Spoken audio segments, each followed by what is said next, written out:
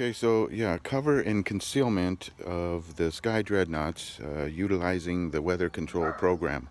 Let's get right back into that. Let me bring you up to date on a situation that was reported by third phase of the moon, and it was in San Diego County. It was over the city of Vista, where they have the Vista courts, and there was a bail. I went.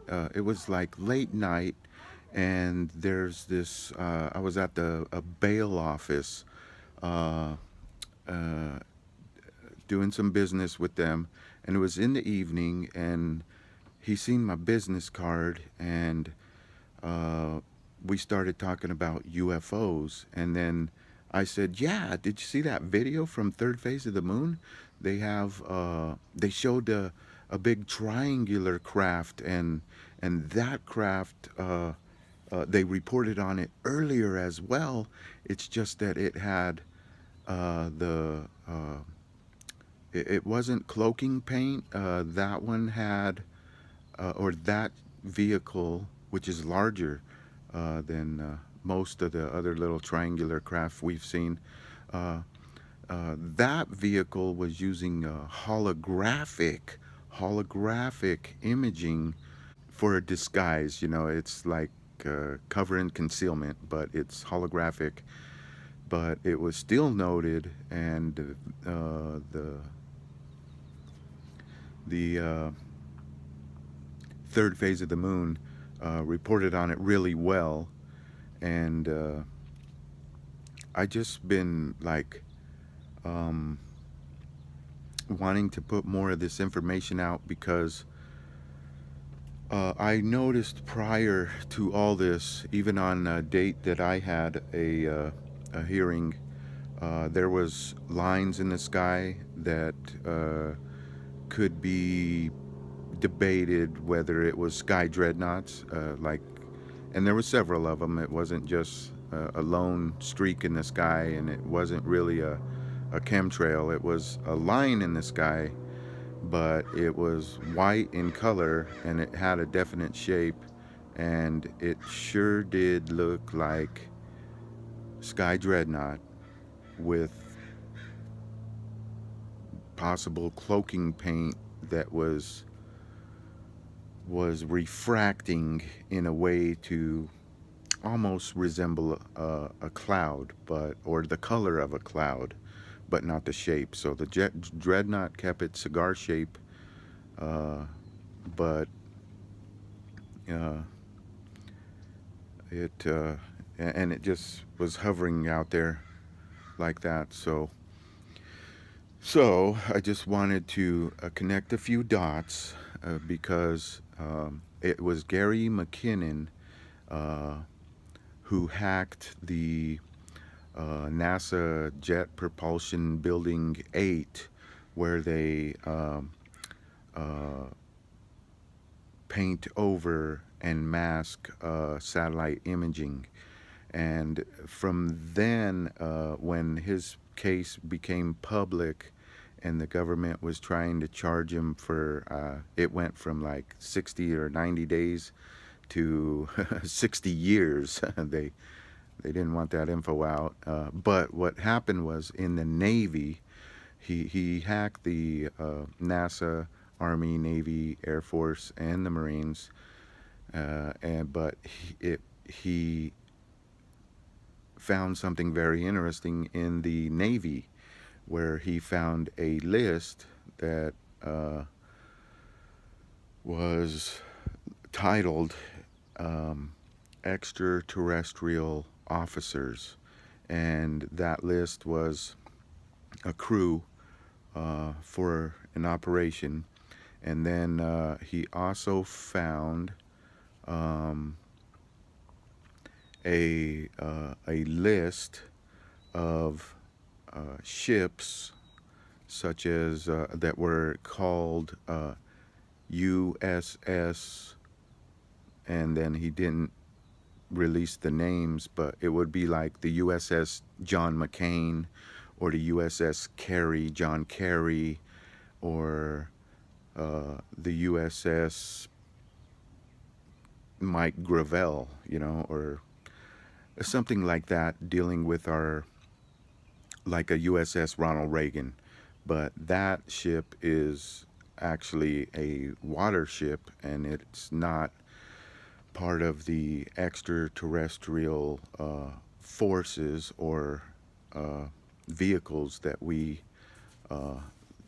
have in the black budget. So this gets a little bit complicated. I know I'm kind of rambling, but I just wanted to connect a few dots with you, that when you see a blanket of clouds roll out over your area, that cloud cover, that blanket that is exactly like the one I showed on this video, uh, is used directly for cover and concealment of the deep state vehicles, which I've reported on as the TR-3B, the Sky Dreadnoughts, the cylindrical cigar-shaped ships, and the discraft that we use. And then going back 4 years ago, we have President Obama announcing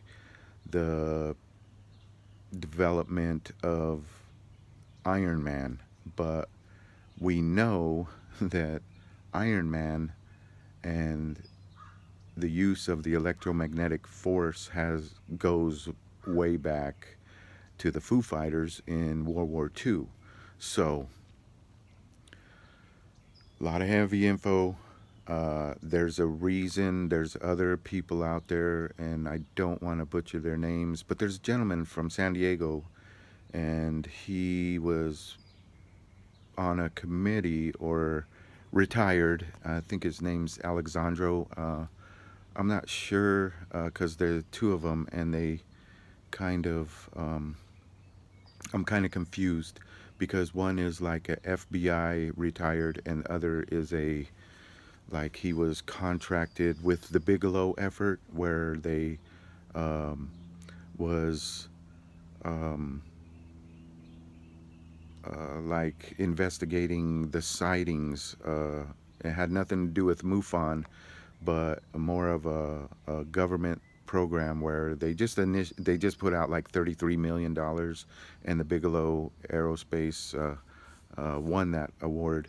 And that whole operation right there was it's like a false flag thing, because there's top people in the Pentagon that know about the use of our black ops uh, vehicles. Now, I also wanted to touch on something, because if you've seen some of the footage in some of my videos, uh, um, you have witnessed a military abduction, okay?